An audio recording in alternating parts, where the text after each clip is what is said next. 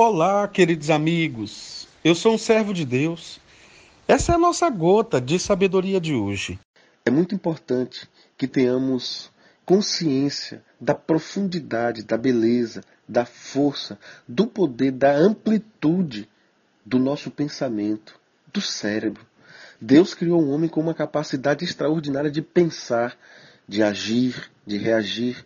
Dizem que nós usamos uma porcentagem muito pequena da utilização do cérebro.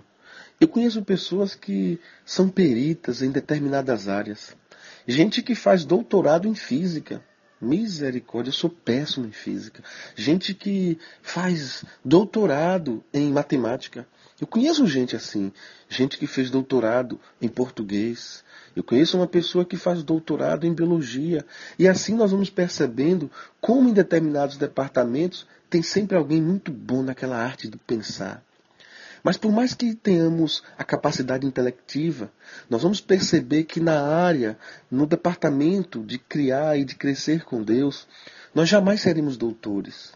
A simplicidade de conhecer a Deus através da sua palavra não pode ser um objeto de soberba. À medida que vamos conhecendo a Deus, nós vamos nos tornando pessoas mais sensíveis.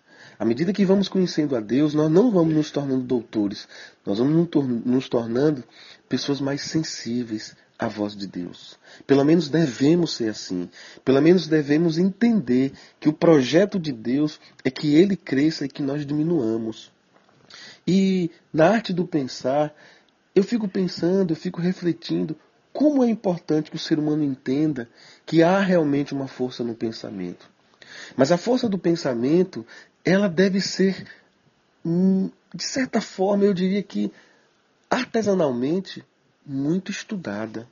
Porque raciocine comigo uma coisa.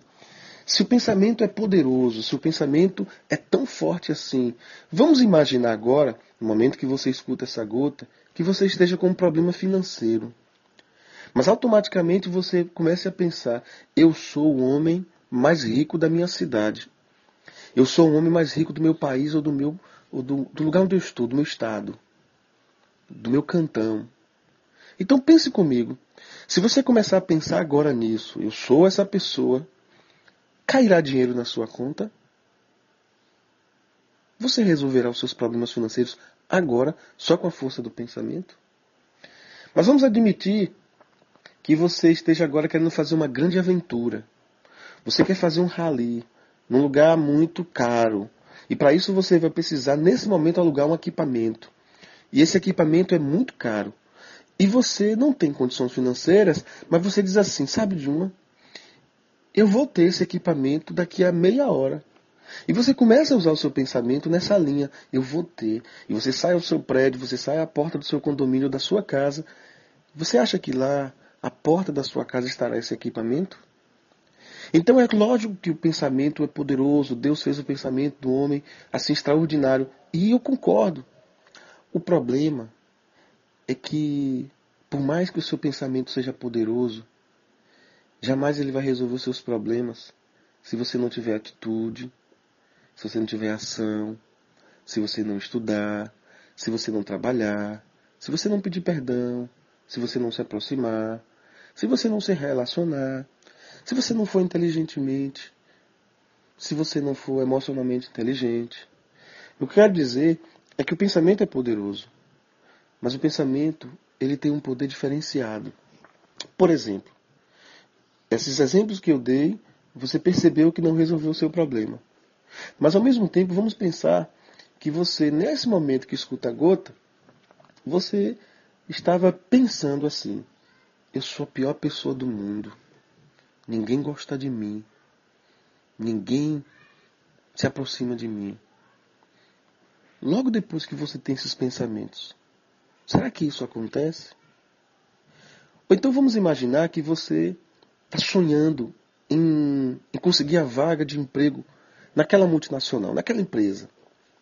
E você sai de casa pensando assim: eu estou muito mal, eu estou péssimo.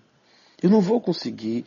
Existem pessoas mais inteligentes do que eu. Enquanto isso, você vai se arrumando, vai fazendo as coisas. Você acha que você vai conseguir esse emprego? Vamos dizer que você tem um casamento. E nesse casamento você o tempo todo pensa, não vai dar certo não. Essa pessoa é muito assim, essa pessoa é muito assada, essa pessoa tem esse comportamento, tem esse defeito, tem aquele outro. E você começa a pensar, e você diz, eu já sofri tanto. Você acha que tem jeito esse casamento? O que eu quero te dizer é que o pensamento ele é bom, ele vai dar certo para te ajudar a construir as coisas se você fizer a sua parte.